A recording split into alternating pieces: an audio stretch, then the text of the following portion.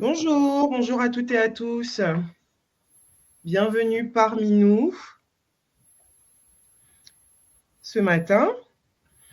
Nous sommes ravis de vous accueillir pour ce webinaire proposé par Sextant Expertise.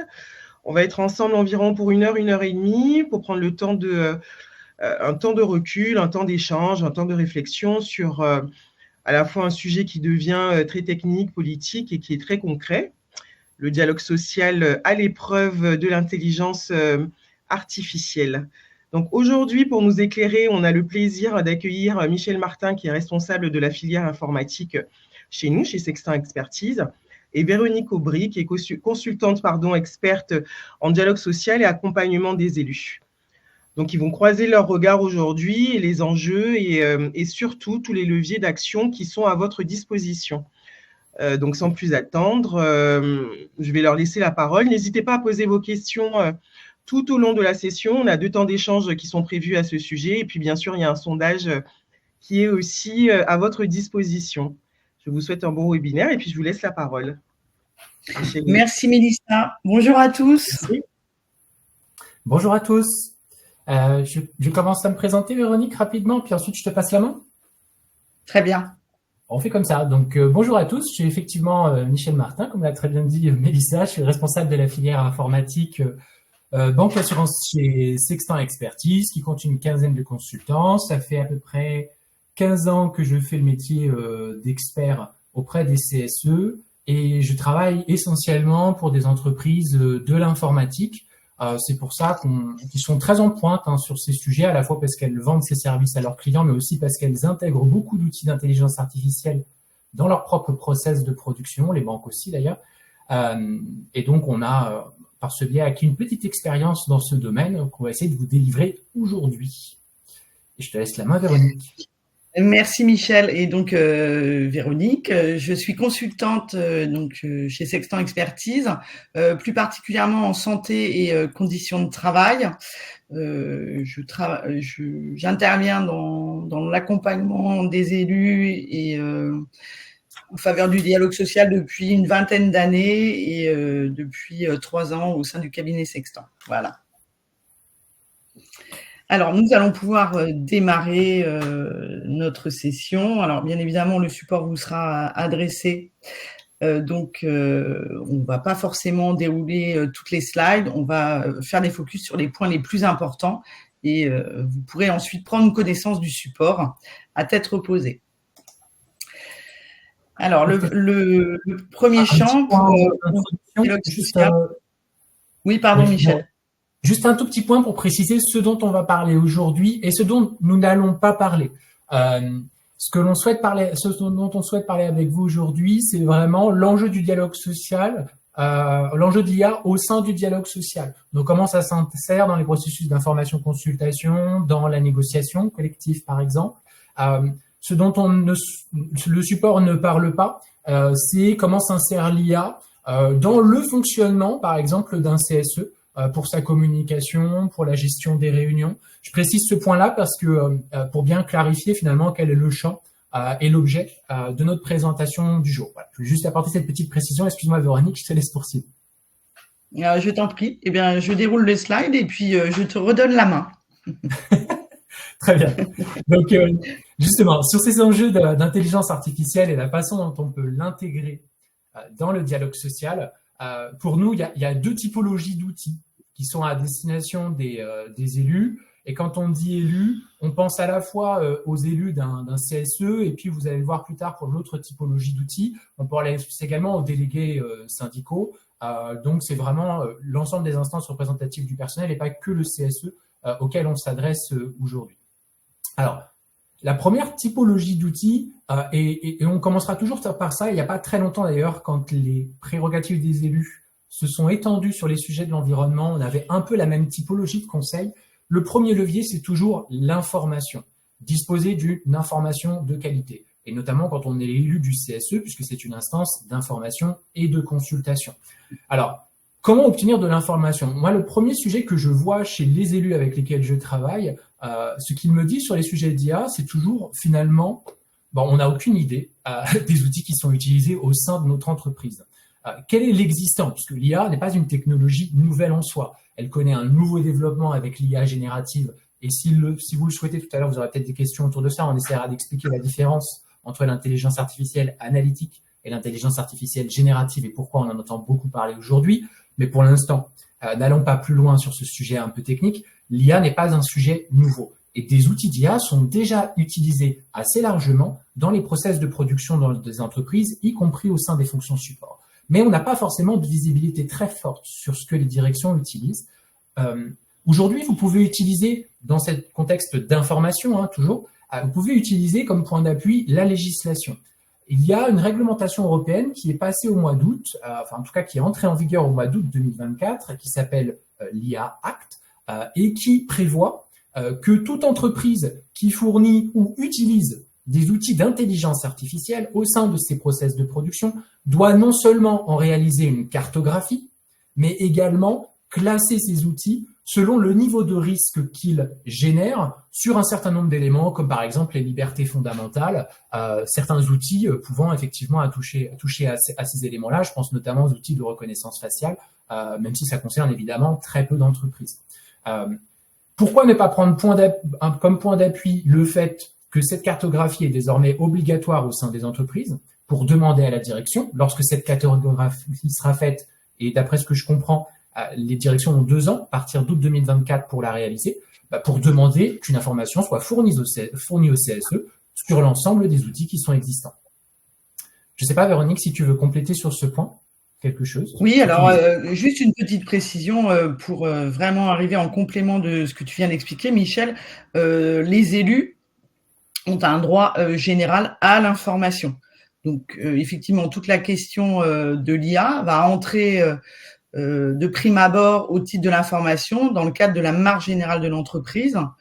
Et on va voir après pour les questions des consultations et à quel niveau les élus doivent être consultés en rapport avec l'intelligence artificielle, que la cartographie des outils utilisés, des outils et applications utilisés dans l'entreprise va être extrêmement importante. Pourquoi ? Tout d'abord sur la question de la consultation systématique lors de l'introduction de nouvelles technologies, qui est prévue par le Code du travail. À partir du moment où l'employeur introduit une nouvelle technologie, il doit consulter le CSE. Qu'est-ce qu'une nouvelle technologie ? En réalité, on ne se base pas sur une nouvelle technologie de manière globale, mais une nouvelle technologie au sein de l'entreprise. Les entreprises sont plus ou moins avancées dans le recours à l'intelligence artificielle, d'où l'intérêt, en effet, d'avoir cette cartographie, cette liste d'outils et d'applications qui sont d'ores et déjà utilisés. Et c'est à partir de ces éléments-là qu'on pourra déterminer si on est bien dans l'introduction d'une nouvelle technologie ou pas. Ensuite, on a également le sujet de l'intelligence artificielle qui doit être intégré dans le cadre de la consultation récurrente sur les orientations stratégiques, puisque vous le savez, le CSE est consulté de manière récurrente sur 3 thématiques, la politique sociale, la situation économique et financière, et également les orientations stratégiques. Sur les consultations non récurrentes, on peut également se baser soit sur, je vous l'ai dit tout à l'heure, l'introduction d'une nouvelle technologie, soit sur un projet important, puisque l'introduction de l'IA peut en effet, et c'est pas que peu, en fait, génère bien souvent des impacts sur les conditions de travail. Si ça impacte les conditions de travail des salariés, évidemment, il faut se poser la question de l'impact sur la santé physique et mentale des salariés, mais également sur la sécurité physique des salariés. Voilà pour on va pouvoir détailler. Michel, est-ce que tu veux ajouter un élément ? Oui, simplement, bon, de toute façon, on va détailler ces 3 consultations. Donc, rappelez-vous, du coup, les premiers outils dont vous disposez, qui concernent plutôt les élus du CSE, c'est 1, l'information. Utilisez la législation pour demander à ce que la cartographie des outils d'IA utilisés par votre entreprise vous soit transmise. Vous pouvez aussi, pour ceux qui sont adhérents à un syndicat, vous rapprocher de votre syndicat qui commence à construire des outils et à former leurs équipes sur les sujets d'intelligence artificielle et plus largement de digitalisation. Moi, je l'ai vu chez certaines organisations syndicales, commence à y avoir des outils assez intéressants. Vous pouvez aussi vous retourner vers eux. Évidemment, il y a la question de l'expert qui peut lui aussi vous accompagner, cette fois-ci dans les procédures de consultation. Alors, la consultation sur l'introduction d'une nouvelle technologie, c'est une consultation qui en fait existe, à ma connaissance, depuis les lois Auroux, donc ça fait qui ont introduit le droit à l'expertise pour les CSE, donc on est en 83, ça remonte un petit peu, mais à l'époque c'est une consultation qui avait été pensée, je pense, plutôt pour l'industrie et qui est tombée un peu en désuétude en fait, au profit d'une consultation sur un projet important. Pourtant, il y a bien une distinction entre les deux. Que certainement Véronique expliquerait mieux que moi et je la laisserai compléter juste après, mais sans doute parce que on confond souvent l'introduction de technologie se confond avec l'idée qu'il y a un impact sur les conditions de travail et donc le cadre du projet important est plus, je dirais, pertinent pour répondre aux demandes des élus qu'il peut y avoir quand on introduit un nouvel outil. Pour autant, ce qu'il faut savoir, c'est que la vertu de la consultation sur l'introduction d'une nouvelle technologie, c'est qu'elle est plus large. Elle ne nécessite pas forcément qu'il y ait un impact de cette technologie sur les conditions de travail. Donc, si vous voulez, vous, exiger de la direction qu'elle mette en place une consultation quand elle introduit un outil d'IA, même si cet outil d'IA ne s'intègre que dans un outil existant, a peut-être concerne peut-être peu de personnes ou a un impact limité sur les conditions de travail, eh bien, l'obligation de consultation reste valable à travers ce biais. Il y a même eu une jurisprudence il n'y a pas très longtemps pour une société qu'on connaît bien chez Sextant qui s'appelle Atos, qui a bloqué en fait l'introduction d'un outil d'intelligence artificielle dans les process de production parce qu'aucune consultation des instances n'avait été opérée. Donc n'hésitez pas à utiliser cet outil qui est peu connu en fait, la plupart du temps des CSE. Je t'en prie, Véronique, peut-être. Oui, je t'en prie.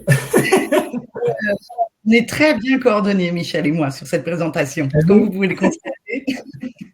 Et donc, oui, effectivement, l'introduction de nouvelles technologies, c'était tombé, comme le disait Michel, un peu en désuétude. Forcément, ça revient avec force, d'autant que en 2016, en réalité, le texte a changé. Avant cette époque, on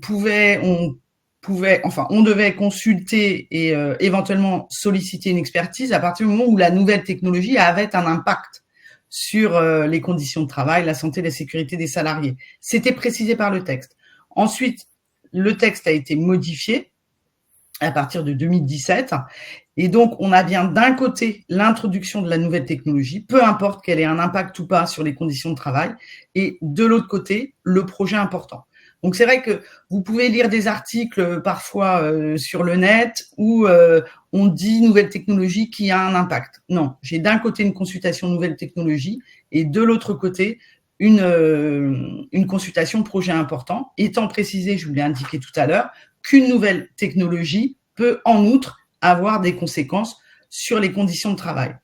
D'où la possibilité pour les élus, évidemment, de pouvoir recourir à des expertises sur le cadre des nouvelles technologies et ou du projet important, qui sera une expertise qui sera faite par ce qu'on appelle un expert habilité.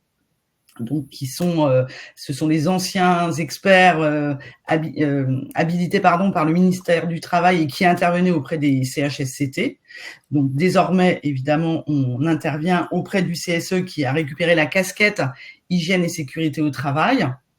Et on voit fleurir de plus en plus de demandes au titre de ces expertises, soit nouvelles technologies, soit projets importants, puisqu'on constate auprès de nos différents mandants un souhait, quel que soit le secteur d'activité d'ailleurs, un souhait d'accélérer le déploiement de l'intelligence artificielle dans les entreprises et dans l'organisation du travail. D'où ces thématiques qui, évidemment, en tant qu'élus, sont extrêmement importantes pour vous, mais également et au premier chef pour les salariés. Un dernier point sur les orientations stratégiques, juste encore sur la slide un petit peu d'avant, Véronique. Oui. Sur les orientations stratégiques, là, l'idée, c'est d'imposer cette thématique-là lorsque vous êtes consulté sur la stratégie. Est-ce que c'est un sujet prégnant chez vous ou pas? Si vous êtes dans la banque, si vous êtes dans les services informatiques, pour prendre des secteurs que je connais, clairement, le sujet de l'intelligence artificielle aujourd'hui est un sujet prégnant. Il y a une digitalisation très forte des parcours de production, des parcours clients pour la banque. Et donc, on sait que tout ça peut avoir un impact à la fois sur les métiers, sur les compétences. Donc, ne pas introduire ces sujets-là dans un document d'information de consultation dans ce type d'entreprise me semble une erreur. Et donc, vous, en tant que représentant salarié, je pense que vous avez la possibilité, et même, je dirais, le devoir de faire en sorte que ces questions soient traitées dans la consultation sur les orientations stratégiques, parce qu'on reste quand même sur une technologie qui, aujourd'hui, je prends l'IA générative, reste quand même assez balbutiement. On est dans une phase d'investissement des entreprises, la technologie n'est pas complètement mature, il y a beaucoup de freins à son développement, notamment le coût. Donc là, on est plutôt sur des questions d'anticipation. Comment ces technologies vont potentiellement impacter les process de production dans mon entreprise. Et donc, comment vont m'impacter moi en tant que salarié, soit sur tout simplement la nature des tâches que je vais effectuer, soit sur mes conditions de travail. Dans le cadre des orientations stratégiques, vous avez aussi la possibilité de vous faire accompagner par un expert, comme c'est le cas pour l'introduction d'une nouvelle technologie ou les projets importants. Donc là, pour clôturer sur cette phase des premiers outils, des outils d'information et des outils de consultation qui ne sont que des moments privilégiés pour obtenir de l'information. Donc encore une fois, vraiment le premier outil, c'est obtenir de l'info, et Dieu sait que la direction ont un peu de mal à en fournir sur ces sujets-là. Alors justement, ça nous permet d'aborder la seconde thématique, c'est-à-dire comment faire quand les directions ne veulent pas vous informer, ne veulent pas vous consulter et refusent en réalité d'engager le dialogue social avec les élus. Évidemment, vous avez la possibilité de faire valoir vos droits. Nous avons repris 2 voies judiciaires qui vous permettent d'agir, ce qu'on appelle l'action en référé. Donc, il s'agit de faire cesser rapidement un trouble, ce qu'on appelle un trouble manifestement illicite, à partir du moment où vous bénéficiez d'un droit à l'information et ou d'un droit à la consultation. Si ce n'est pas respecté, cela constitue, d'un point de vue civil, potentiellement une entrave au fonctionnement du comité social et économique qui vous permet d'agir en référé sur la voie du trouble manifestement illicite et d'obtenir la consultation et la transmission d'informations. Ça, c'est pour le référé, on va agir au civil. Ensuite, évidemment, l'entrave, c'est un délit pénal lorsque les conditions sont réunies, ce qui vous permet, alors on a repris l'expression de taper du poing sur la table, d'agir sur ce champ de l'entrave au pénal devant le tribunal judiciaire, évidemment aussi en mettant dans la boucle l'inspecteur du travail qui peut faire une première remontrance à la direction pour que l'information et la consultation soient respectées. Et en principe, donc vous votez une résolution. À partir du moment où la résolution, elle passe en réunion et elle est votée, on s'aperçoit, Michel, je suppose, confirmera, on s'aperçoit qu'en réalité, ça permet d'engager le dialogue social de manière un peu plus rapide. Évidemment, avant d'introduire ce genre de procédure, on prend toujours contact avec un avocat que vous pourrez mandater dans le cadre de la résolution. Ensuite, et sur le droit d'alerte économique, je te laisserai compléter, Michel. Vous avez également cette possibilité d'introduire cette procédure. Oui. Alors, pour donner taper du poing, c'est effectivement POING, vous l'aurez tous compris. Il faudra qu'on corrige cette petite coquille. Certains d'entre nous sont très attentifs, merci. Et donc, ce qu'on perçoit effectivement, c'est que le plus souvent, quand vous engagez une première action, notamment quand vous souhaitez obtenir de l'information ou plus largement obtenir une consultation sur un outil qui a commencé à être mis en œuvre dans l'entreprise sans que vous y soyez consulté, les directions sont généralement accompagnées des points de vue juridiques. Si elles sentent que c'est compliqué, très, très rapidement, elles vont revenir vers vous et vous n'aurez même pas besoin de passer devant le juge, vous obtiendrez satisfaction. Moi, j'ai 2 exemples en tête où systématiquement, quand c'est plutôt des actions en référé, quand elles ont été engagées par le CSE, les documents qui ont été demandés ont été obtenus sans passer par la case du juge. Par contre, lorsque vous décidez de vous engager sur ces voies judiciaires ou en tout cas menacez de la direction de le faire, vaut mieux être accompagné par un avocat. C'est lui qui va vous permettre de construire un petit peu l'argumentaire que vous déroulerez auprès de la direction, et c'est ça qui vous permettra quelque part de gagner un petit peu en crédibilité dans l'action que vous voulez engager. Alors, ça, c'est pour les voies judiciaires. C'est un peu le bazooka. Hein. Après, il y a d'autres modalités. Ce que prévoit depuis 84 le Code du travail, c'est aussi le CSE peut être en vigie, en anticipation.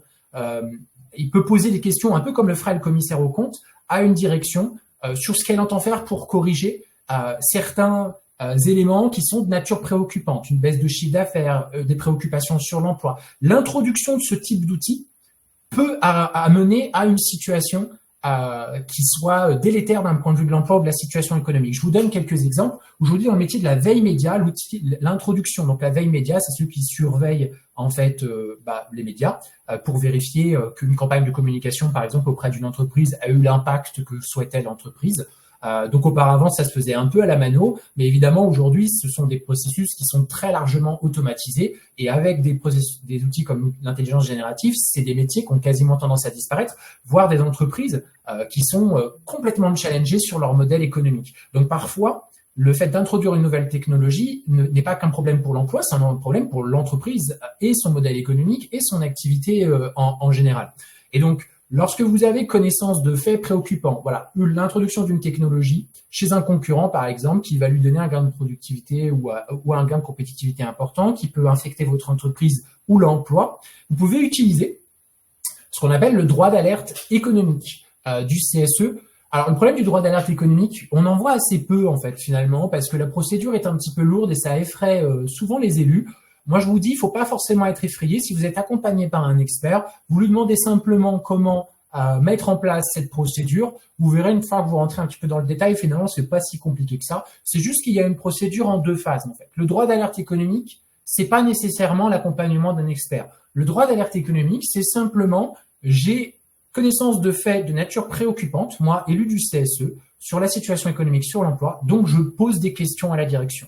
Donc en fait, la première étape, c'est simplement finalement de mettre à l'ordre du jour le lancement d'un droit d'alerte économique et de proposer, d'envoyer à la direction une liste de questions qui visent à obtenir des éléments qui permettent d'éteindre en fait cette inquiétude. Et ensuite, la direction dispose d'un délai raisonnable pour vous répondre. Comme toujours, le législateur n'est pas très précis dans la définition du délai. Donc le juge apprécie ce délai raisonnable comme environ 1 mois. Ça peut être un peu plus, ça peut être un peu moins, évidemment, ça dépend des circonstances de fait, mais la direction a à peu près 1 mois pour vous répondre, et dans le mois qui suit, donc à la réunion CSE suivante, elle peut vous fournir des réponses. Si vous jugez ces réponses insuffisantes pour éteindre les inquiétudes qui sont les vôtres, à ce moment-là, vous pouvez vous faire accompagner d'un expert pour produire un rapport qui viserait à étudier la situation de manière un petit peu détaillée.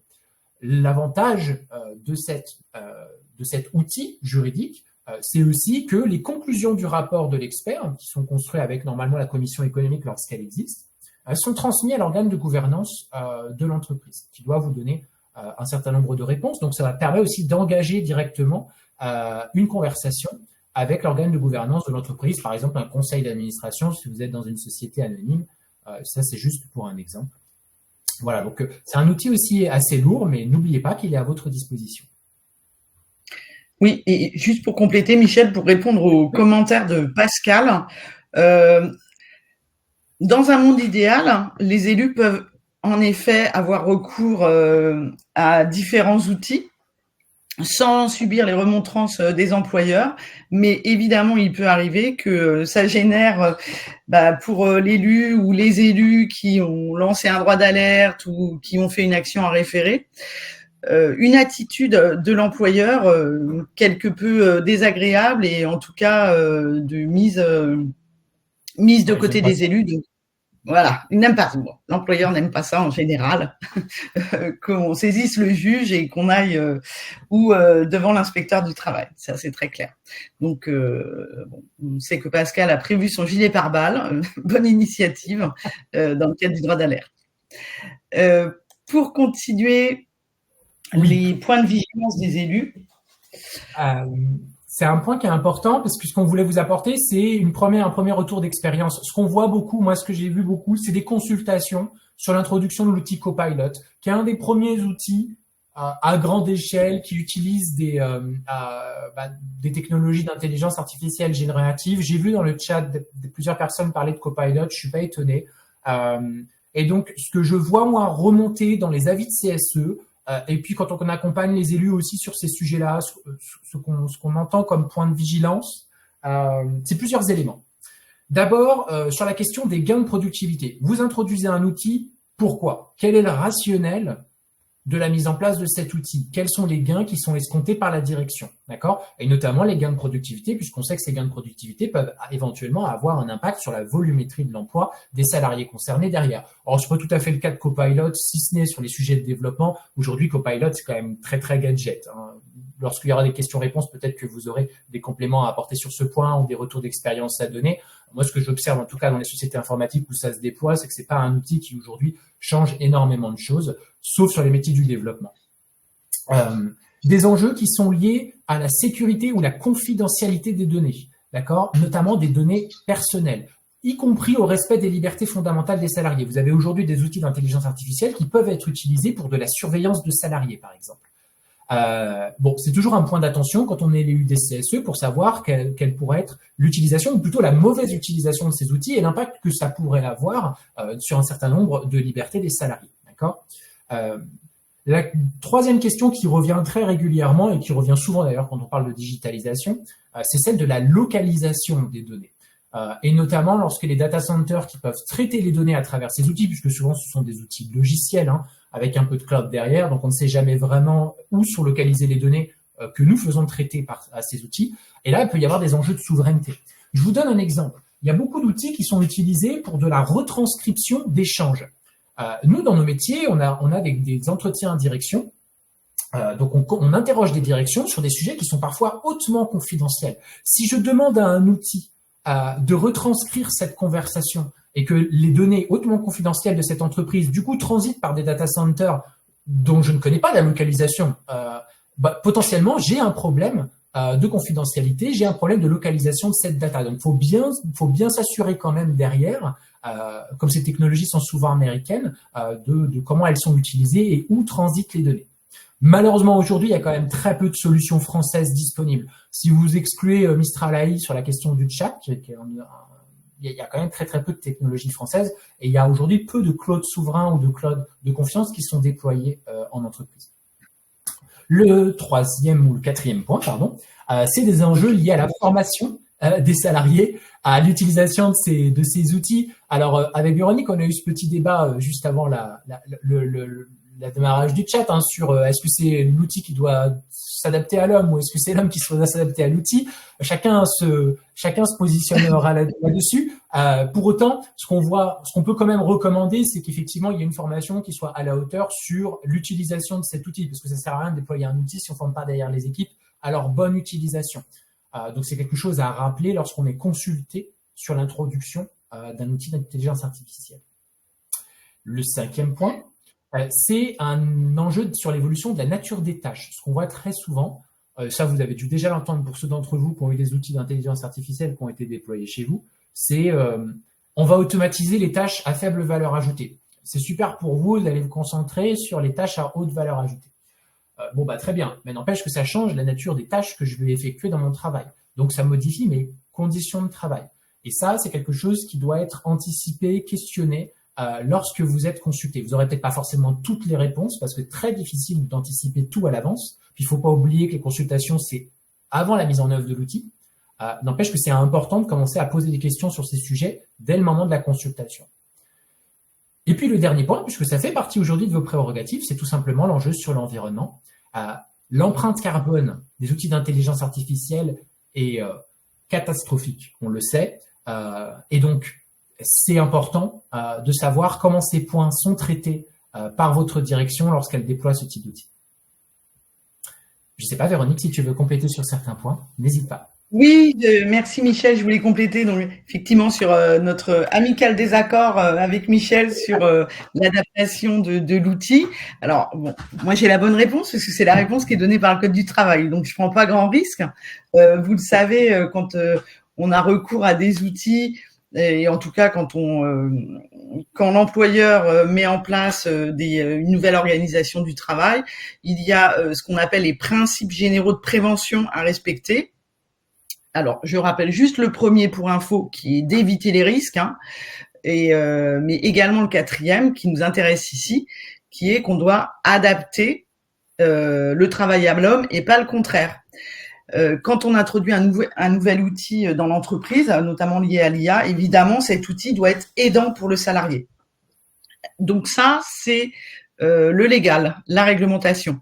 On s'aperçoit, en réalité, la réalité nous confronte à un paradoxe, c'est-à-dire que finalement, c'est l'homme très régulièrement qui doit s'adapter aux outils. Les outils ne sont pas forcément conçus en accord et en lien avec les salariés, c'est-à-dire avec les situations réelles de travail, d'où l'impact qui peut être extrêmement important, non seulement sur les conditions de travail, mais également et surtout sur la santé des salariés, puisqu'on sait que ça peut être générateur à partir du moment où j'ai des outils sur lesquels je dois me suradapter pour parvenir à remplir ma fonction. Eh bien, ça peut être générateur de facteurs de risques psychosociaux. Et ça rejoint l'évolution de la nature des tâches liées potentiellement à une intensification ou à une complexité du travail à partir du moment, et c'est ce qu'on voit dans différentes entreprises, à partir du moment où les activités, c'est-à-dire qu'on va décrire chacune des activités faites par le salarié, voir celles qui sont à faible valeur ajoutée et qu'on peut automatiser. Et dans ces cas-là, on voit qu'il y a des départs de certaines activités dans ce qu'on appelle les hubs. Il y a d'autres noms, mais qui partent à l'étranger, qui sont faites par d'autres salariés à l'étranger. Ce qui signifie que on va être focalisé que sur des tâches à haute valeur ajoutée. Alors, en principe, c'est une question financière. Et du coup, à une complexification de la tâche. Donc, sous le bénéfice d'une simplification de l'activité de travail, en fait, on s'aperçoit qu'on va complexifier les tâches pour le salarié. Donc, voilà ce qui me semblait important à compléter. Sur les enjeux liés à l'environnement, ma question de l'impact environnemental, elle ne va pas se passer qu'en France. C'est-à-dire sur les grandes entreprises et les grands groupes qui sont soumis à un devoir de vigilance, notamment en termes d'impact sur l'environnement.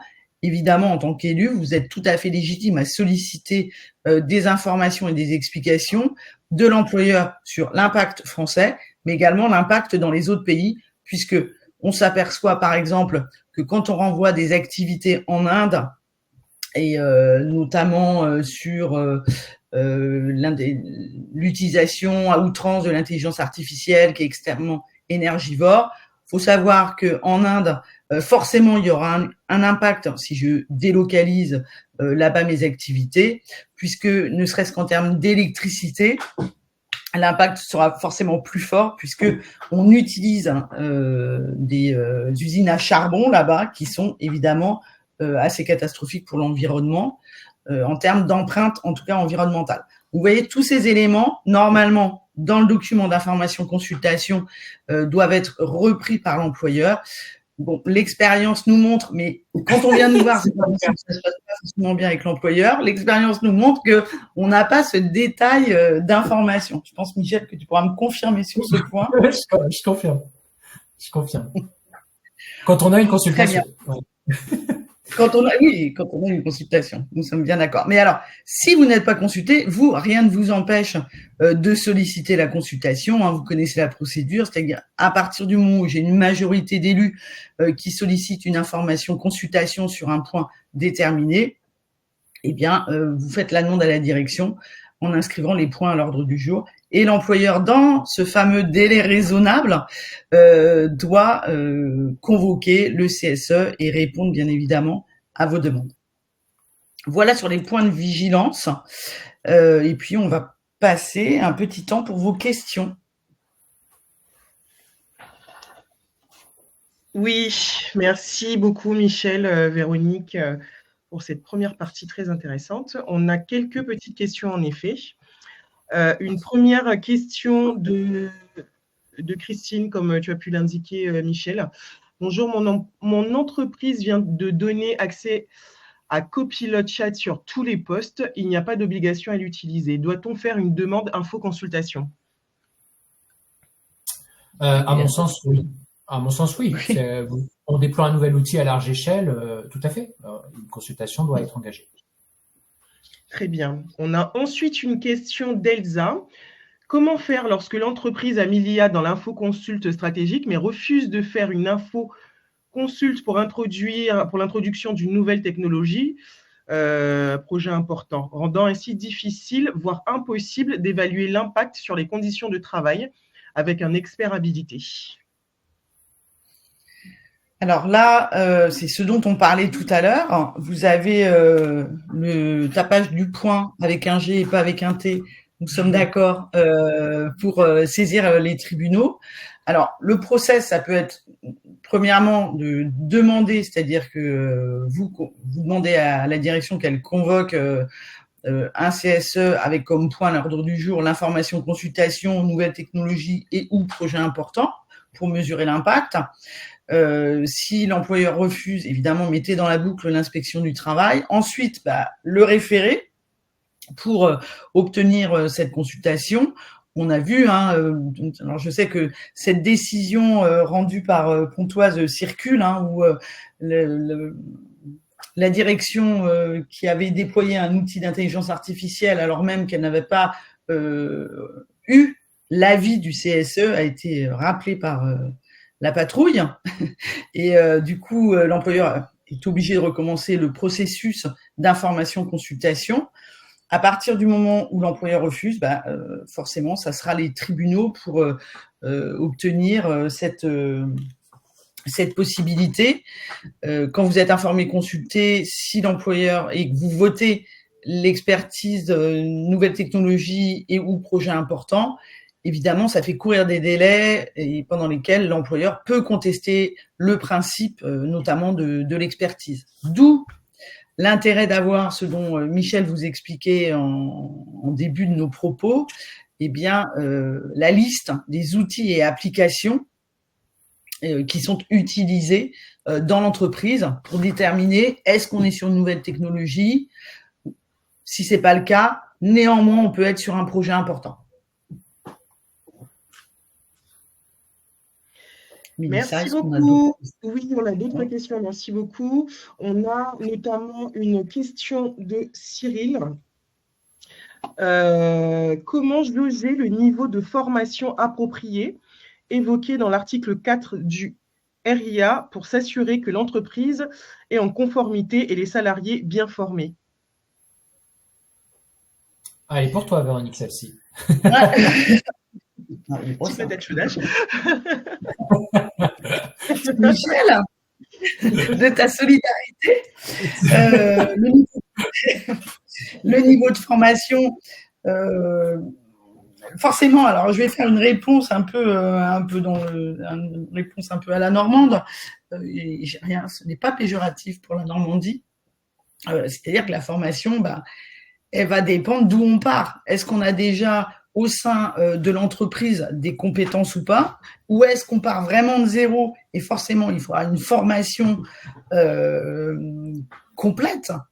La seule réglementation est de dire que l'employeur a une obligation d'adapter par la formation notamment les salariés en fonction de l'évolution de leur emploi, sans pour autant forcément leur donner une formation certifiante. Le but, c'est pas forcément d'obtenir un diplôme, mais au moins de faire évoluer les compétences des salariés en fonction de ces nouveaux outils. Et on le verra tout à l'heure d'ailleurs avec la GEPP. Donc la formation, il faut s'assurer qu'elle est adaptée. Donc on fait la formation, ensuite on fait des retours d'expérience. Si le retour d'expérience n'est pas positif, il faut compléter la formation. Donc, c'est comme en matière de santé au travail, c'est-à-dire que on évalue régulièrement est-ce que ma formation elle est efficace, est-ce qu'elle répond bien aux besoins des salariés. Si c'est pas le cas, il faut compléter. Et ça rejoint l'obligation de sécurité de l'employeur, c'est-à-dire qu'à partir du moment où j'ai des salariés dont la formation n'est pas suffisante, je vais mettre en danger les salariés qui vont être mal à l'aise sur l'outil, ça va avoir des répercussions éventuellement sur leurs objectifs, sur les résultats, sur l'activité de l'entreprise. Donc, il faut faire régulièrement des évaluations de la pertinence et de l'efficacité des formations. J'espère avoir répondu à la On continue parce que pour le coup, on a pas mal de questions. On a déjà une remarque de Samir. RGPD et IA me semblent incompatibles. Qu'en pensez-vous?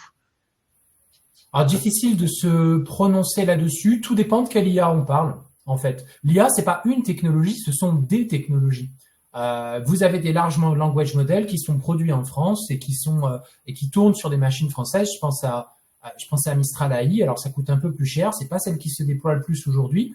Non, je pense pas forcément qu'il y a une incompatibilité. Puis, de toute façon, les outils doivent respecter la loi. Hein, donc, je sais pas exactement ce qui se cache derrière cette affirmation. Je comprends qu'il y a des sujets, hein, puisque je vous l'ai dit, moi-même, je pense que c'est un point de vigilance quand vous êtes consulté sur des sujets d'introduction d'outils d'intelligence artificielle, de comprendre notamment la question de la localisation des données et de leur utilisation. Mais je pense sincèrement qu'on peut déployer des outils d'IA sans forcément contrevenir à des réglementations type RGPD. Mais ça restera toujours un point de vigilance, ça c'est certain. Alors, on a une question de Gilmar, pardon, je suis désolée si je ne prononce pas bien. Quand une entreprise indique que les outils sont dans une phase d'expérimentation par une partie seulement des salariés et pas de déploiement global, est-il possible de demander une infoconsultation puisque la loi évoque l'introduction d'une nouvelle technologie? Alors là, ça va. Je me permets de prendre la main, Michel. Là, c'est toute la question en fait de où en est le projet. C'est-à-dire que vous êtes informé, consulté sur une nouvelle technologie et ou un projet important à partir du moment où ce projet est suffisamment avancé. Donc, on voit naître des contentieux. Et d'ailleurs, c'était l'objet de la décision qui a été rendue par le tribunal judiciaire de Pontoise, puisque est-ce que on est sur une expérimentation, c'est-à-dire le projet n'est pas suffisamment avancé pour consulter, ou est-ce que c'est déjà suffisamment avancé et évidemment, il va falloir consulter. La réponse sur une expérimentation, à partir du moment où j'expérimente, on peut se dire que on est vraiment à la frontière, à la ligne jaune entre j'attends ou je consulte. Donc, si l'expérimentation, au demeurant, elle touche en plus un grand nombre de salariés, évidemment que, à mon sens, la consultation va s'imposer. Mais en tout état de cause, si vous n'êtes pas d'accord avec l'employeur, c'est le juge qui aura le dernier mot. L'employeur doit quand même être capable de justifier auprès des élus qu'on n'est vraiment pas sur un projet suffisamment avancé pour consulter. Expérimentation, pour moi, on a quand même déjà bien avancé. Si on était sur l'étude d'impact, bon, pourquoi pas, mais voilà. Tout est question de dosage et mes derniers mots, c'est le juge qui l'aura. Très bien. Ce que je peux vous dire en termes d'expérience, c'est que quand on est sur l'expérimentation, très souvent, les directions, en tout cas, n'engagent pas la consultation à ce moment-là. Elles attendent de voir si l'outil fonctionne et si elles vont le déployer à large échelle avant de consulter. Alors, Michel et Véronique, on a encore 5-6 questions, mais je pense qu'on va continuer. Ouais. Ces questions, on va peut-être trouver leurs réponses dans la suite de votre présentation, ou sinon on les reprendra à la prochaine séance de questions. Ne vous inquiétez pas, continuez de poser vos questions, on y reviendra d'une manière ou d'une autre. Merci, je vous laisse la main. Merci, Mélissa. J'en ai vu une ou deux qui sont super intéressantes. Et oui, je sais, on les posera tout à l'heure, promis. Ok, alors on a vu ensemble la première salve d'outils, vous l'avez compris, information, consultation, on est revenu assez longuement sur le cadre de ces consultations, ce que vous pouvez faire quand une direction est un peu retors et qu'elle ne veut pas démarrer la consultation. Et c'est vraiment un sujet sur lequel il y a beaucoup de difficultés, parce que les outils d'IA se développent déjà. Voilà, on voit vraiment un développement de ces outils de manière très diffuse. J'ai envie de dire moi-même parfois un peu masqué de la part des directions. Et c'est très difficile de savoir où on en est. Alors justement pour prendre un petit peu de hauteur, parce que la consultation, c'est toujours un moment, en fait. Il y a un avant, il y a un après, mais c'est des sujets qui doivent être suivis, à mon avis, un peu plus sur le long terme, parce que c'est une technologie qui se développe petit à petit et qui se diffuse petit à petit dans les processus de production. vous avez d'autres outils à votre disposition. Ce qu'on va appeler, nous, des outils d'action et de négociation. Alors, le premier d'entre eux, et il vous étonnera pas, parce que quand on parle IA, souvent on parle emploi. Et quand on parle emploi, très rapidement, on parle gestion des emplois et des parcours professionnels, ou gestion des emplois et des compétences. Donc, on observe d'ailleurs que la question de l'IA dans les accords qui sont signés, on va voir ça juste après, revient très très régulièrement en France. Voilà, quand il y a un accord qui parle d'IA, très souvent c'est un accord qui parle d'emploi, notamment dans la banque par exemple. Donc, évidemment, il y a un intérêt à aller sur le champ de la négociation, et notamment pour anticiper au mieux les impacts que l'IA peut avoir sur l'évolution des métiers et des compétences. C'est le sujet principal de préoccupation.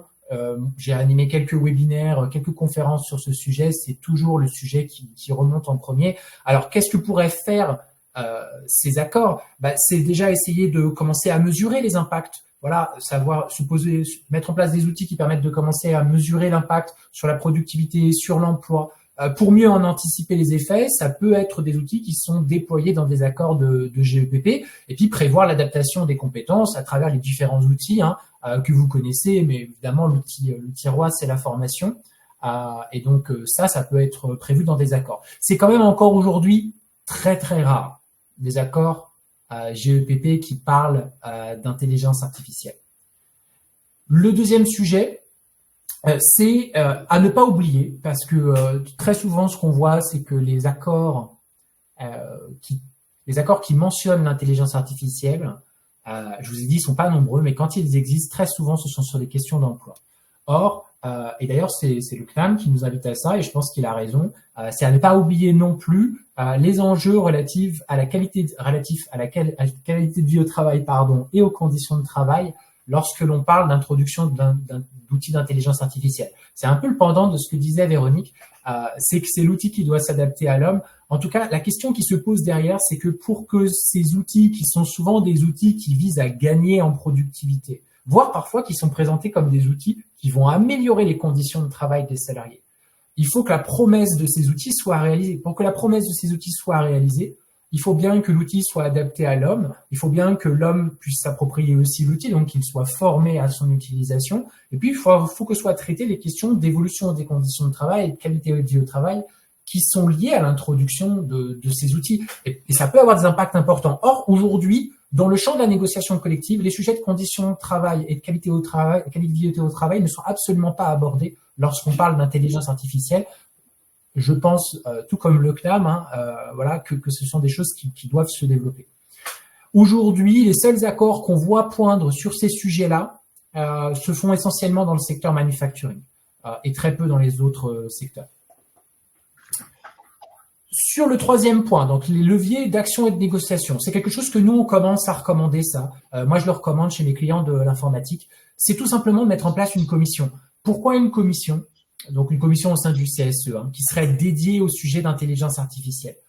Parce qu'il y a des secteurs, et j'espère, je cite ceux que je connais, mais il peut y en avoir certainement d'autres, comme encore une fois la banque et l'informatique, où ces sujets sont tellement prégnants que mettre en place un outil permanent au sein du CSE qui vise à spécialiser les élus, disposer de moyens dédiés pour traiter de ces questions, en anticiper les effets, me semble pas plutôt pertinent. Voilà, comme on a pu conseiller il y a quelques années mettre en place des commissions environnement, parce que ce sujet c'est un sujet au long cours, je pense qu'aujourd'hui on pourrait tout à fait, dans certaines entreprises, recommander de manière pertinente de mettre en place des commissions sur le sujet de l'intelligence artificielle.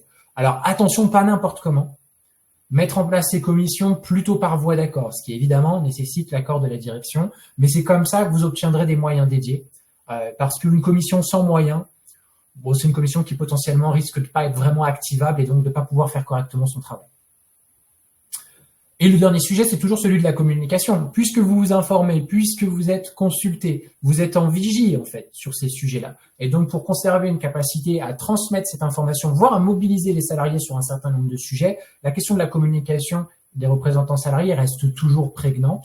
Donc ne pas hésiter aussi à intégrer les sujets d'intelligence artificielle dans les communications, soit des organisations syndicales, soit dans celle du CSE.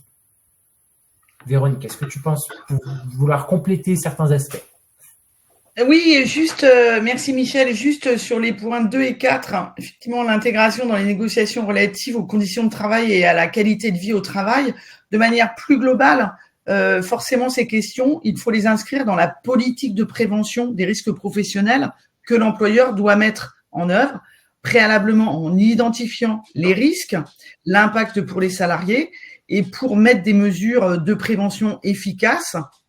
Donc, l'accord qualité de vie au travail, bien évidemment, c'est un peu la cerise sur le gâteau. C'est-à-dire que on raisonne sur une notion de bien-être et de santé au travail de manière globale. Avant d'aller sur ce type d'accord, il faut s'assurer que la politique de prévention des risques professionnels est bien à la hauteur des enjeux. Ensuite, le point sur la communication des salariés, juste pour compléter le propos de Michel, c'est une obligation de l'employeur, en tout état de cause, d'informer, dans le cadre de son obligation de sécurité, d'informer et de former les salariés. L'information, on le sait qu'elle est hyper importante. Plus les salariés bénéficient d'une information transparente, claire sur vers où on va avec l'intelligence artificielle, plus on réduit l'impact des facteurs de risque psychosociaux. Donc, évidemment, tout ça va dans le bon sens pour la santé au travail. Ensuite, alors, je te redonne la main, Michel.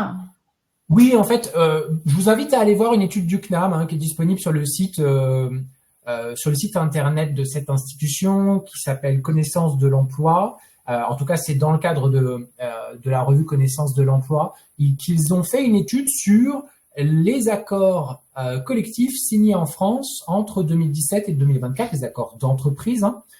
Donc, il y a une batterie d'accords qui ont été étudiés et ils l'ont fait grâce à des outils d'intelligence artificielle, justement, parce que ça permet effectivement d'étudier à grande échelle ce qu'on voit dans les accords, les outils d'IA. Et ce qu'ils ont recherché, c'est quels sont les outils qui parlent d'intelligence, enfin, quelles sont les négociations, les accords qui ont été signés et qui parlent d'intelligence artificielle. Quelques conclusions à cet accord, juste pour montrer que aujourd'hui l'IA est peu intégrée dans le champ de la négociation collective. Au global, une très faible proportion des accords mentionnent l'intelligence artificielle, seulement 1 pour 1000 sur toute la période.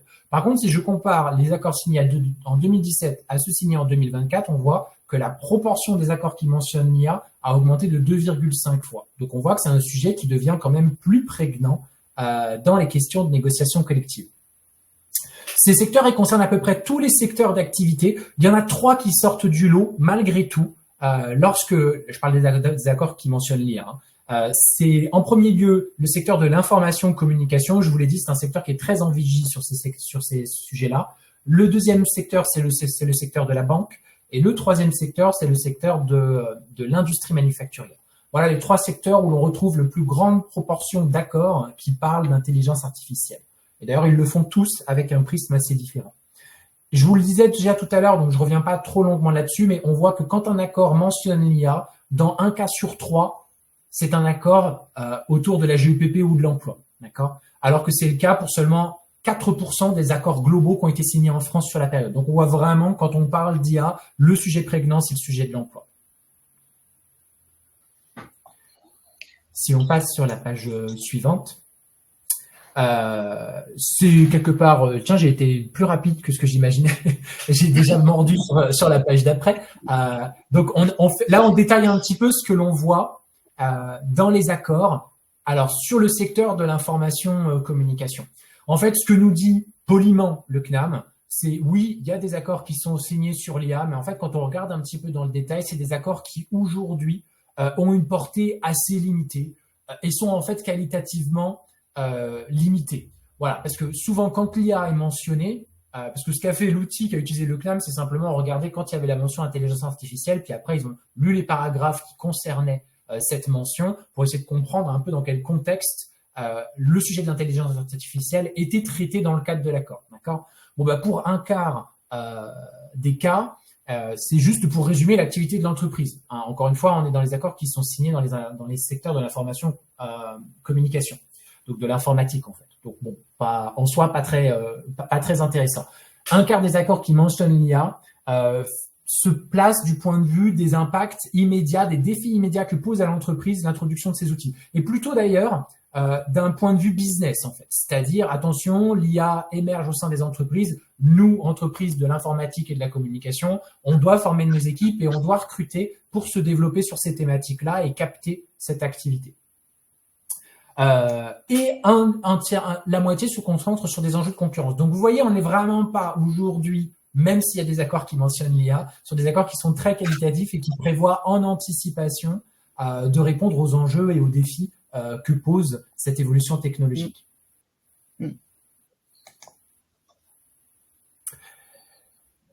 Alors oui, pourquoi c'est important de traiter ce point dans le champ de la négociation sociale? Parce qu'en fait, si vous ne le faites pas, les directions avanceront, mais sans passer par le champ de la négociation sociale. Et moi, dans un secteur que je connais bien, je vois aujourd'hui que c'est le cas.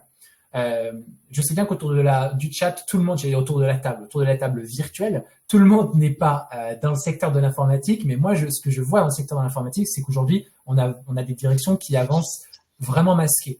Quand on interroge les directions, c'est pas nous qui le faisons, hein, c'est KPMG, qui est un cabinet d'audit, quand ils interrogent les directions du secteur de l'informatique sur l'impact qu'a l'IA sur leur plan de recrutement, les directions disent oui, c'est des outils qu'il faut gagner en productivité, donc ça a un impact sur nos plans de recrutement dès 2025. On estime qu'on a réduit nos plans de recrutement de 5, voire jusqu'à 20% dans certaines PME liés à l'introduction de ces outils. Et ça, c'est un impact, mais qui ne passe par aucune négociation collective, qui ne rentre jamais dans le champ de la discussion avec les instances représentatives du personnel. Hein. Donc, c'est juste des plans de recrutement qui sont réduits, donc vous n'avez pas de visibilité là-dessus. Et ce qu'on voit aussi, c'est que on a, notamment pour les fonctions support, qui aujourd'hui me semblent être les plus fragiles en termes d'emploi par rapport à ces outils. On voit déjà largement se diffuser des outils d'intelligence artificielle dans les RH, dans la finance, avec des impacts parfois massifs sur l'emploi. Moi, je l'ai observé dans 2 ESN en particulier. IBM, grosse entreprise mondiale que je pense autour de la table virtuelle, tout le monde connaît, a annoncé pendant 5 ans geler tous les recrutements dans les fonctions de support parce qu'elle pense que l'intelligence artificielle va lui permettre de faire des gains de productivité qui lui permettent de geler complètement les recrutements sur ces fonctions-là. Autre sujet, autre ESN, Accenture, qui déploie aussi à large échelle des outils d'intelligence artificielle qu'elle incorpore dans ses fonctions support. Accenture a annoncé en 2023 qu'elle se séparerait d'ici fin 2024, donc le projet est terminé, d'un salarié des fonctions support sur 4 dans le monde. Alors, il y a une partie qui a été offshore, une partie qui a été automatisée grâce à ces outils.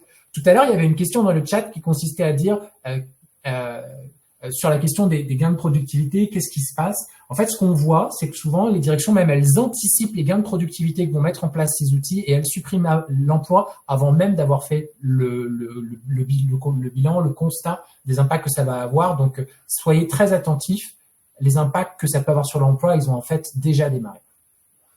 Et si vous ne faites pas rentrer ça sur le champ de la négociation collective, pire des situations, j'ai envie de dire, c'est que les directions vont le faire, mais à travers la mise en place de mesures collectives qui sont délétères sur l'emploi, comme des RCC, j'en ai accompagné quelques-unes, ou comme des PSE. Il y a un exemple en France d'un PSE qui a été mis en place sur le sujet de l'introduction d'un outil d'intelligence artificielle chez une société de veille média qui s'appelle Onclusive.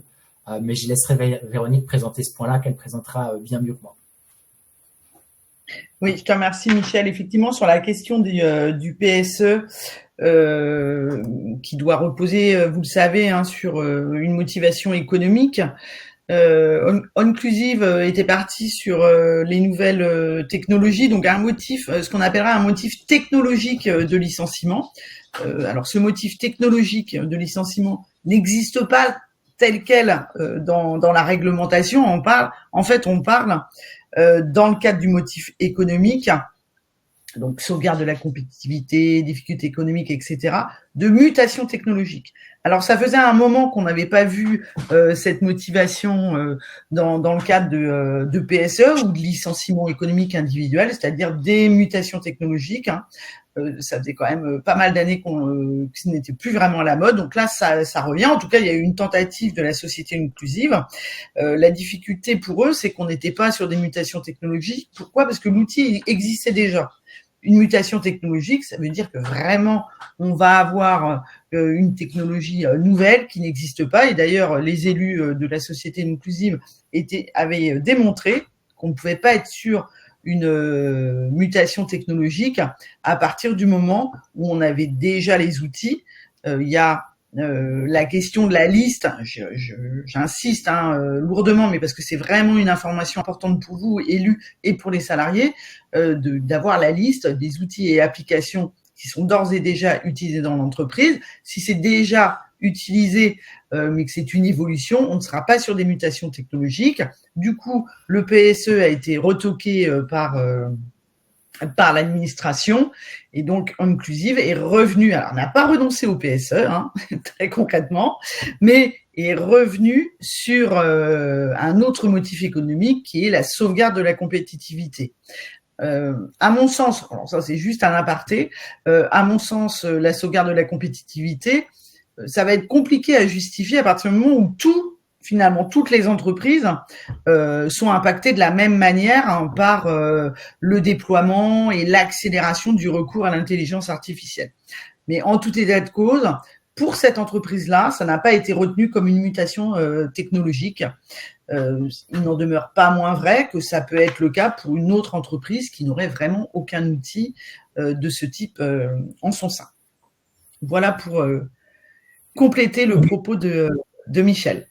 C'est-à-dire que si vous pouvez utiliser l'outil expertise ou consultation sur les nouvelles technologies, sachez que la direction sait aussi utiliser les outils à sa disposition et changer les motifs qui sont liés au PSE, et l'introduction d'une nouvelle technologie pourrait être un motif grandissant qu'on voit apparaître de plus en plus dans les motivations économiques des PSE.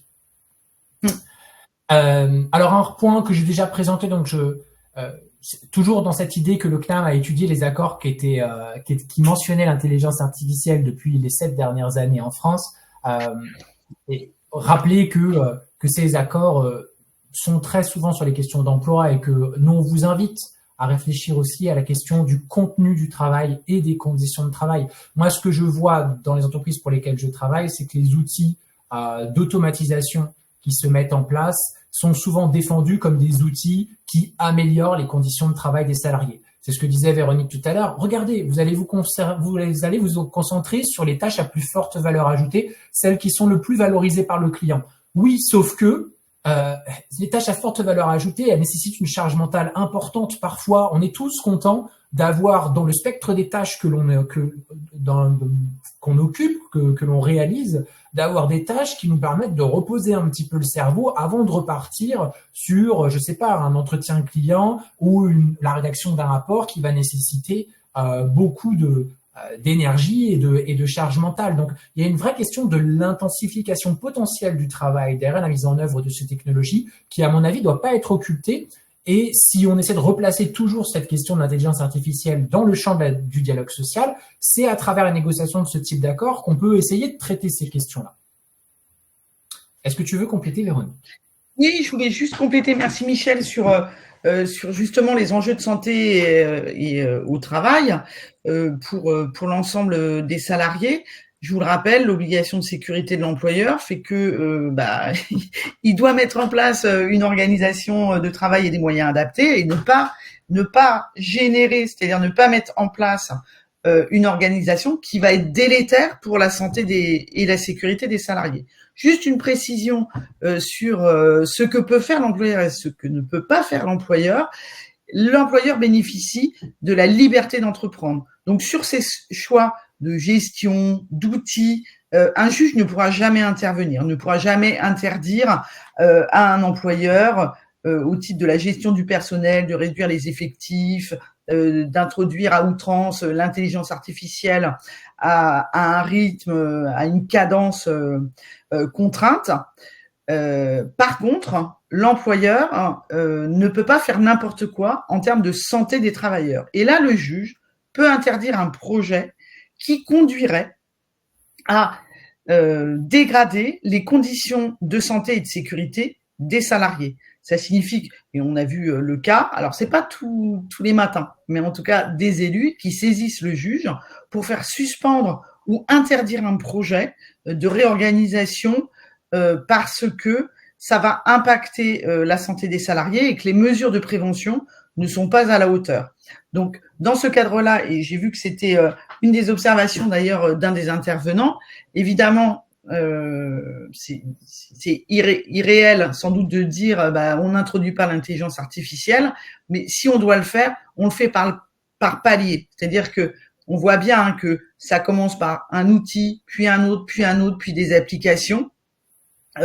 Avant, il faut essayer de négocier avec l'employeur,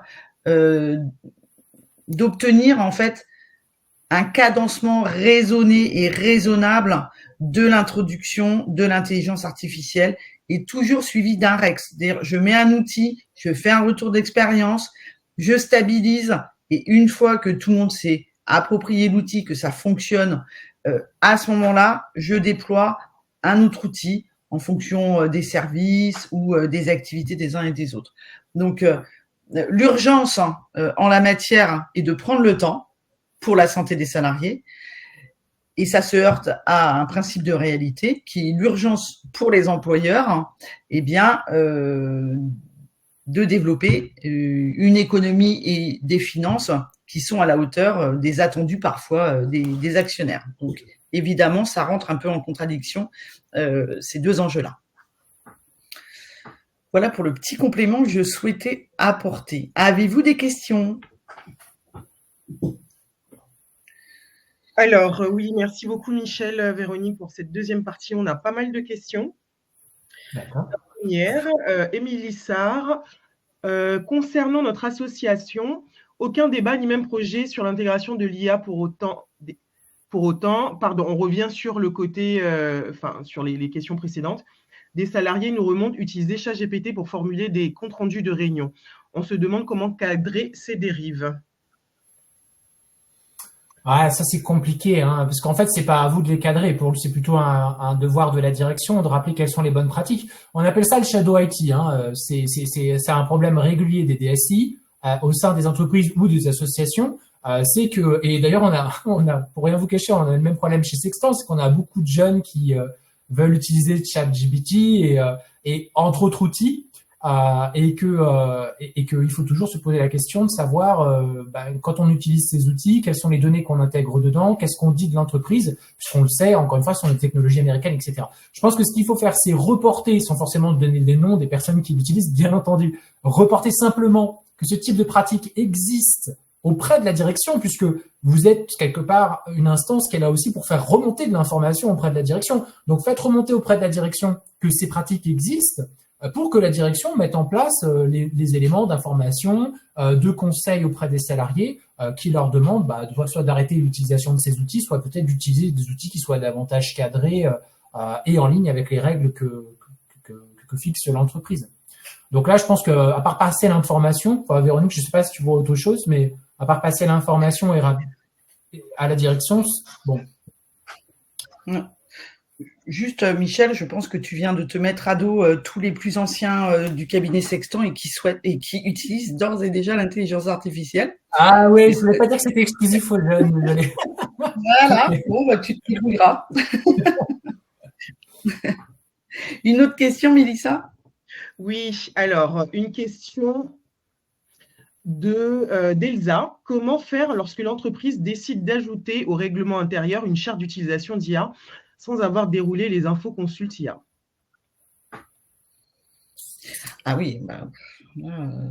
Alors, le règlement intérieur, évidemment, vous êtes consulté obligatoirement à partir du moment où l'employeur bouge le règlement intérieur, vous devez être consulté.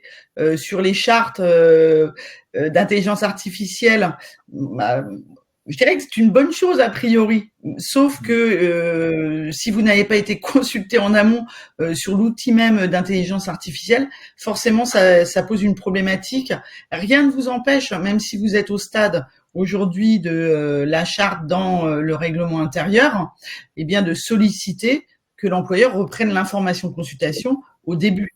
S'il vous répond, de toute façon c'est trop tard, c'est déjà mis en place. Rien ne vous empêche d'avoir recours à des enquêtes auprès des salariés ou des inspections auprès des salariés pour savoir eux comment ils vivent l'introduction de ces nouvelles technologies quant à leurs conditions de travail. Vous avez évidemment un rôle extrêmement important.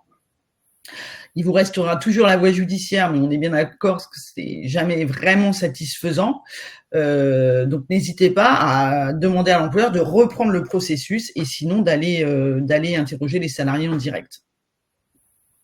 Michel, si tu veux compléter. Non, ça me paraît, ça me paraît très bien. Après, c'est sûr que, voilà, là, c'est un peu tard, mais ça ne veut pas forcément dire que vous n'avez pas de moyens d'action. Mais effectivement, la voie judiciaire à ce stade-là devient compliquée à mettre en œuvre.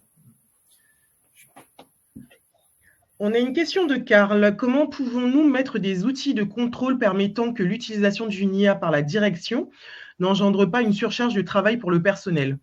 Pour être précis, la direction peut dire « avec ce nouvel outil, vous gagnez du temps, donc on vous ajoute des tâches supplémentaires ». Oui, c'est la question que j'ai vue tout à l'heure et qui me poussait à vous dire attention parce que les directions mettent souvent la charrue avant les bœufs.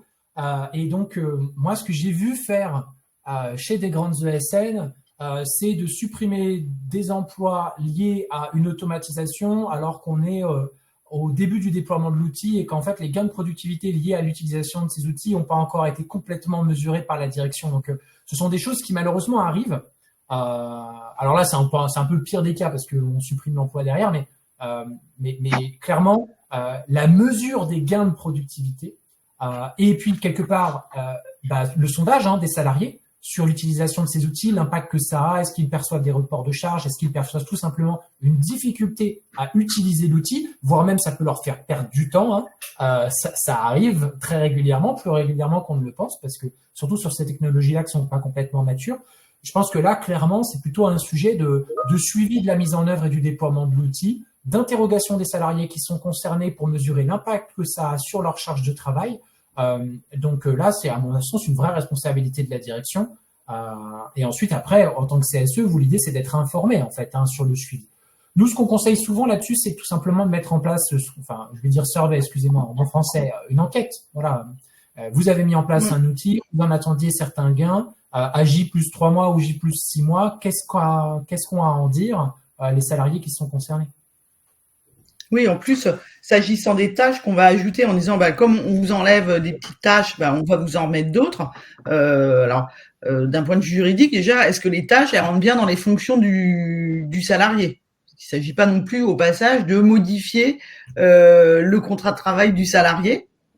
Ça, c'est le premier point. Le second point, comme le disait Michel, c'est est-ce que l'employeur, il est capable d'établir qu'il est parti des situations réelles de travail. On s'aperçoit dans la plupart des cas qu'en fait, l'employeur raisonne sur le travail prescrit. Or, le travail prescrit ne répond jamais au travail réel, puisqu'on sait qu'on peut être tous, quelle que soit la taille de l'entreprise, dérangés par d'autres activités que celles qu'on est censé faire. Donc évidemment, on intègre les salariés dans cette analyse. Si c'est une modification de contrat, en plus, il faut solliciter l'accord des salariés. Interroger l'employeur pour savoir comment il peut justifier objectivement de cette aggravation, enfin en tout cas de cette adjonction de tâches de travail, étant rappelé que l'employeur doit aussi s'assurer d'une charge de travail adéquate, puisque sinon il y aura un impact pour la santé, ça sera générateur de facteurs de risque psychosociaux. Merci. On a une question de Stevenson.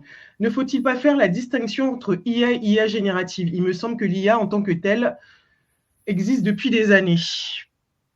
Oui, tout à fait. C'est une remarque tout à fait juste. Alors, au tout début de la présentation, je ne sais pas si la personne qui pose la question était présente, mais on a précisé qu'on ne faisait pas forcément cette distinction technique, mais qu'effectivement, la technologie d'IA, elle existe depuis les années 50. Elle a connu plusieurs évolutions et la dernière d'entre elles, c'est effectivement l'IA générative. Ce qui va distinguer l'IA analytique de l'IA générative, l'IA analytique est en capacité d'analyser des données et donc, quelque part sur la base de ces données, de fournir une réponse, de fournir une information que l'on peut utiliser ensuite pour faire une action. L'IA générative a cette particularité qu'elle va produire, par exemple, un écrit, un dessin, une image, un son, et donc vient remplacer des fonctions typiquement humaines. On n'est plus seulement dans une forme de simulation de raisonnement. On est dans la production vous voyez, par exemple, aujourd'hui, on peut utiliser l'intelligence artificielle générative pour rédiger un article. Ça, c'est bien du génératif, c'est-à-dire je génère quelque chose. On peut utiliser l'intelligence artificielle générative pour créer une musique. On peut utiliser l'intelligence artificielle générative pour créer une vidéo même. Alors, l'intelligence artificielle, ce qui pose d'ailleurs un certain nombre de problèmes en termes de respect, notamment de la propriété intellectuelle, parce que l'IA ne crée pas à proprement parler, en fait. Elle combine des éléments sur la base des données qu'on lui a données pour s'entraîner. Donc, elle utilise toujours l'existant, en fait, d'une certaine manière. Donc, c'est pas une création ex nihilo, et donc elle utilise la matière existante pour créer. Mais je ne sais pas si c'est suffisant en termes de distinction entre IA analytique et IA générative, mais effectivement, il y a bien une distinction forte entre ces deux technologies. Merci. On a une question de Laurence. Notre employeur utilise déjà l'IA, mais bloque pour passer le sujet en instance. 2 élus peuvent formuler une demande de CSE extraordinaire sur les conditions de travail et la santé en lien avec l'IA. Mais existe-t-il des astuces en termes de quels termes de rédaction pour que le sujet soit traité de façon détaillée et approfondie? Alors, en effet, quand on est sur des questions, juste un petit rappel, quand je suis sur la marche générale de l'entreprise, si l'employeur ne veut pas me consulter, les élus à la majorité peuvent demander à l'employeur d'être informé et ou consulté. Quand on est sur des questions relatives à la santé et la sécurité au travail, il suffit que 2 élus formulent la demande auprès de la direction d'organiser un CSE extraordinaire. Donc, la demande, on mettra le point, c'est-à-dire que vous mettez un ordre du jour. Donc, le point à l'ordre du jour, c'est l'outil d'intelligence artificielle et ses impacts pour les conditions de travail, mais pour la santé et la sécurité des salariés. Et en fonction des éléments que la direction va vous donner, eh bien, vous verrez si j'ai bien une identification des risques qui a été faite par l'employeur en amont du déploiement de l'outil. S'il a identifié des risques, analyser les mesures de prévention qu'il a mis en face. Il peut même identifier des risques. S'il n'y a pas de mesures de prévention en face, forcément, il va y avoir un petit souci en termes de respect de l'obligation de sécurité. Merci Véronique. Une question de Barbara. L'entreprise utilise déjà l'IA pour les comptes rendus de réunions en visio. Est-ce possible de lancer une infoconsultation sur cet outil alors qu'il a déjà été utilisé? Vous avez peut-être déjà un peu répondu à la question. Alors, c'est un des outils qu'on voit le plus utilisé. Normalement, souvent, c'est Teams. Il y a des retranscriptions, effectivement. Alors, ce que vous pouvez demander déjà, c'est à ce que ces retranscriptions ne soient pas enregistrées. Moi, j'ai vu ça dans une entreprise pour laquelle je travaille. C'est-à-dire qu'il y a des retranscriptions des réunions en visio, mais il n'y a pas de stockage en fait de cette retranscription. Elle est juste utilisée pour les personnes, par exemple, qui arriveraient en retard à la réunion et qui voudraient juste avoir une retranscription des échanges qui se sont déroulés avant qu'elle soit arrivée en réunion, voire même s'il y a eu des actions qui ont été définies pour elle avant qu'elle arrive. Donc, c'est des outils qui peuvent être très utiles. Pour répondre spécifiquement à la question, c'est un outil qui est déployé visiblement à large échelle dans l'entreprise. Vous n'avez pas été consulté sur le déploiement de cet outil. Vous pouvez toujours exiger à date que la consultation démarre, en effet, même si l'outil est déjà utilisé. D'accord. Là, l'entreprise, en fait, la direction est contrevenue à son obligation en ne vous consultant pas sur ce sujet. Alors qu'il y a des vrais enjeux derrière. Hein. Quand on se disait tout à l'heure, localisation de la donnée, voilà, où ces comptes rendus sont enregistrés, qui y a accès, enfin, il y a des vrais enjeux derrière. Donc, je pense qu'il faut que vous soyez consulté sur ce point, oui.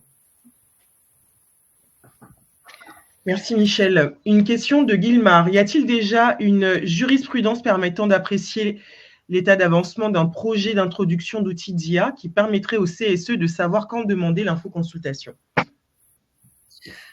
Ah, si c'était si simple. On rêve tous d'avoir une jurisprudence, on cherche tous des jurisprudences qui correspondent pile poil à la situation dans laquelle on se trouve. Alors des jurisprudences, il en existe, mais c'est vraiment du cas par cas. Chaque fois, c'est est-ce qu'on on n'a pas une grille de lecture qui est donnée par les juges pour dire là, on est sur un projet qui n'est pas suffisamment avancé, ou là, oui, à partir de ces éléments-là, on doit consulter. c'est vraiment à chaque fois du cas par cas. Je parlais tout à l'heure de l'ordonnance qui a été rendue par le tribunal judiciaire de Pontoise. Mais encore une fois, c'est toute cette question qui est extrêmement factuelle. Est-ce que, à quel moment je dois consulter les élus? La seule jurisprudence que l'on aime et qui va pas répondre à votre question, c'est celle de la Cour de cassation, qui nous dit de manière régulière qu'il faut que mon projet, alors d'abord, il faut que ça soit un projet. C'est-à-dire que à partir du moment où je suis plus dans le projet, mais je suis dans le déploiement, ça veut dire que l'employeur manifestement a loupé la réglementation sur la consultation. Donc, un projet amendable, c'est-à-dire que l'esprit de la loi à ce sujet est de partir du principe que les élus représentant les salariés peuvent avoir des bonnes idées pour améliorer un projet envisagé par l'employeur. Bon, dans la vraie vie, c'est pas tout à fait comme ça que ça se passe, mais en tout cas, le projet doit être amendable, c'est-à-dire que l'employeur peut renoncer au projet ou peut le transformer en fonction des observations qui sont faites par les élus, des remontées qui sont faites par les salariés. Donc voilà, donc ça signifie que la décision n'est pas censée être prise. Toute la problématique, c'est souvent l'avant, l'étude d'impact, l'expérimentation, etc., etc.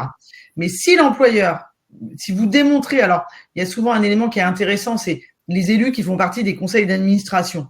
C'est souvent à ce moment-là qu'on voit bien est-ce que la décision elle est prise ou elle n'est pas prise. Si la décision elle est prise alors que les élus n'ont pas rendu d'avis, qu'on va les consulter sur un projet, mais où de toute façon le rouleau compresseur va passer et la décision de l'employeur elle est prise, c'est-à-dire que je ne suis plus sur un projet amendable, évidemment que là l'employeur ne respecte pas sa législation. Mais vous voyez, c'est toujours un peu touchy de déterminer est-ce que je suis à un projet suffisamment avancé, donc je consulte, ou est-ce que non, je suis encore à l'état de réflexion et donc je suis pas obligé de consulter tout de suite. Pour se donner des principes, je dirais, de bon esprit par rapport à ça, je pense qu'il y a deux éléments que vous devez avoir en tête.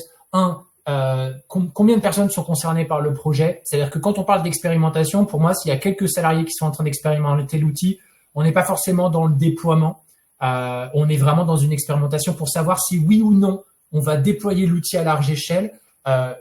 Si on est encore sur ce stade d'expérimentation, et je pense qu'il faut vraiment l'apprécier en combien de personnes sont en train d'expérimenter. C'est pas la même chose si c'est 500 personnes dans l'entreprise ou si c'en est 3. Puis ça dépend aussi de la taille de l'entreprise, bien entendu. Mais si c'est vraiment une très faible proportion de salariés, je pense que c'est pas encore le moment de demander la consultation.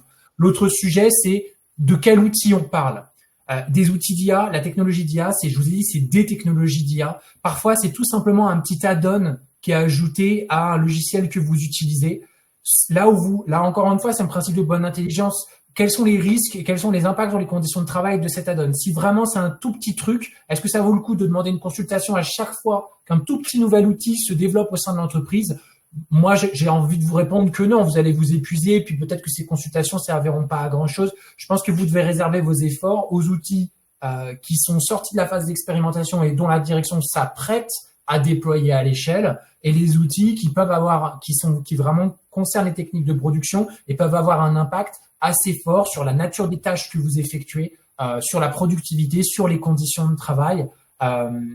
Bon, voilà, je vous donne juste quelques éléments parce que ce que je vois, moi, chez mes clients, c'est quand même que des outils d'IA, il y en a à foison et que si on prend un peu de recul, tous ne méritent peut-être pas forcément de passer par une consultation formelle. Peut-être que certains d'entre eux, une information peut être suffisante.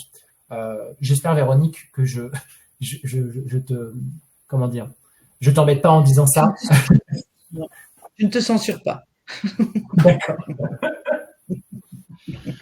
Alors, il nous reste 7 minutes et encore 2 questions avant de laisser la place à la conclusion. Une question d'Alexandra. Faut-il intégrer l'IA dans le DUERP? Ah oui, ces impacts, bien sûr. Bien sûr, il faut identifier les risques liés aux outils, à la technologie de l'intelligence artificielle. À partir du moment où on va avoir des facteurs de risque, ça signifie que je mets à jour le document unique d'évaluation des risques professionnels. J'attends pas l'année. Je vous rappelle, le DURP, c'est la mise à jour au moins une fois par an. Au moins une fois par an, ça c'est obligatoire.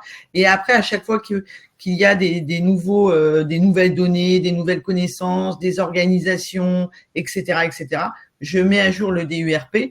Donc, quand je suis sur cette consultation intelligence artificielle avec des impacts pour les conditions de travail, la santé et la sécurité, je mets à jour le document unique d'évaluation professionnelle et ensuite, suivant l'effectif de l'entreprise, eh bien, je mets à jour le PAPRIPACT.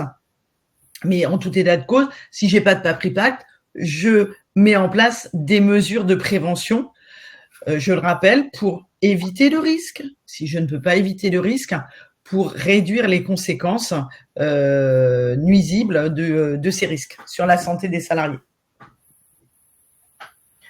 Merci.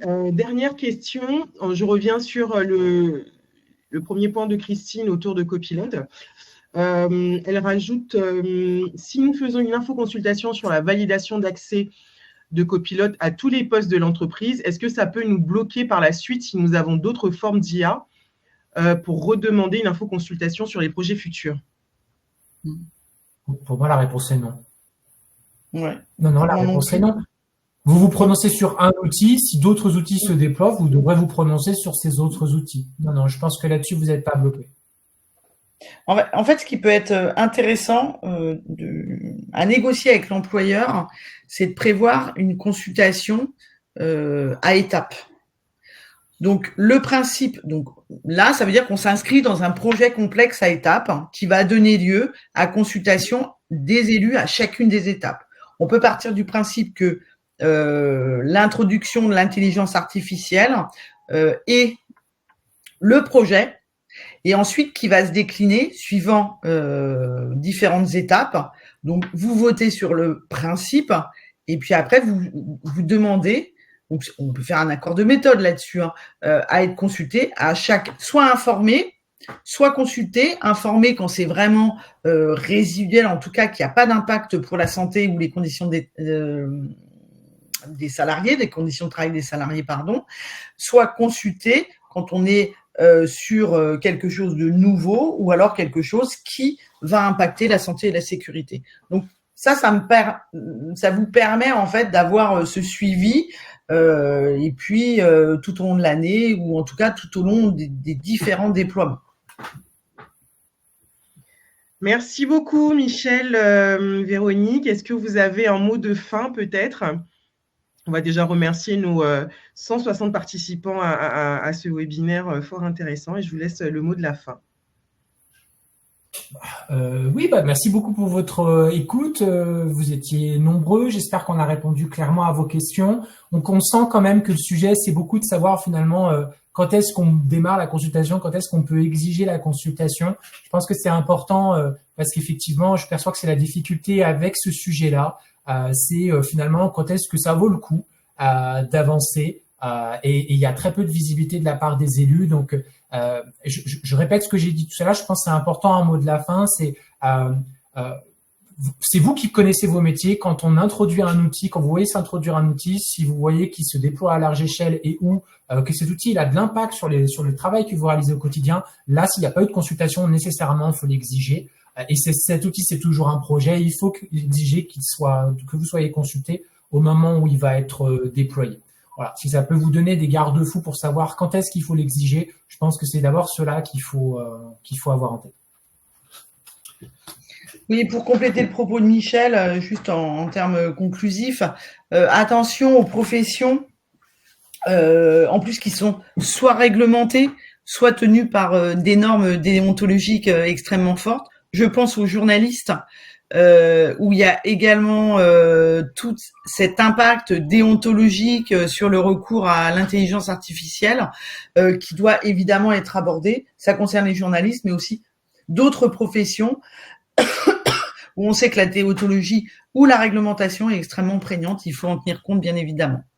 Et je remercie chacun de nos participants de leur présence, évidemment.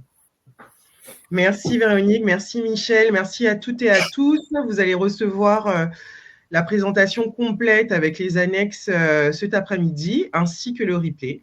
N'hésitez pas à nous suivre, à suivre notre actualité sur nos réseaux sociaux et sur notre site internet. Et puis, on vous dit à très bientôt.